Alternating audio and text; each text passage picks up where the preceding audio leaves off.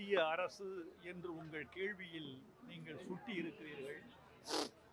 ஒன்றிய அரசு மூன்றாம் மொழியை திணிப்பதாக தமிழ்நாட்டு மக்கள் சகித்து போயிருக்கிறார்கள்.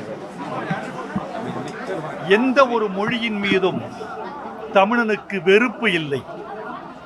எந்த ஒரு மொழியின் மீதும் தமிழனுக்கு காழ்ப்பு இல்லை. தமிழை விட சிறந்த ஒரு மொழி இருக்கிறது என்று சொன்னால் அதையும் ஏற்றுக்கொள்ள தமிழர்கள் தயாராக இருக்கிறார்கள். ஆனால் எந்த ஒரு மொழியையும் தமிழ் என்ற பாரம்பரியத்தின் மீது திணிப்பதாக இருந்தால் அதை கடைக்கோடி தமிழன் கூட ஏற்றுக்கொள்ள மாட்டான். திணிப்பு என்பதுதான் இந்த மொழி வரலாற்றில் மிக மோசமான வார்த்தையாக கருதப்படுகிறது. ஒரு குழந்தை கூட பாலை திணித்தால் துப்பி விடுகிறது.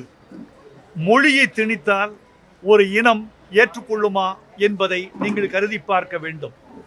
பேரறிஞர் அண்ணா சொன்ன இருமொழி கொள்கைதான் எங்களுக்கு ஏற்றது. இருமொழி கொள்கைதான் தமிழனுக்கு உகந்தது. இருமொழி கொள்கையின் வழி படித்தவர்கள்தான் இன்றைக்கு உலகை ஆண்டு கொண்டிருக்கிறார்கள்.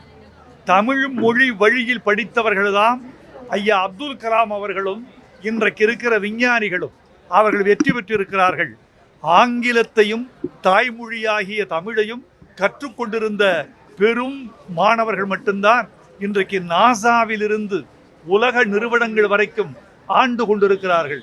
எனவே மூன்றாம் மொழி என்பது திணிப்பு என்று இருக்கப்படுகிற வரைக்கும் தமிழர்கள் மூன்றாம் மொழியை ஏற்றுக்கொள்ள மாட்டார்கள். பாதகம் செய்பவரை கண்டால் நாம் பயம் கொள்ளலாகாது பாப்பா. மோதி மிதித்து விடு பாப்பா, அவர் முகத்தில் உமிழ்ந்து விடு பாப்பா.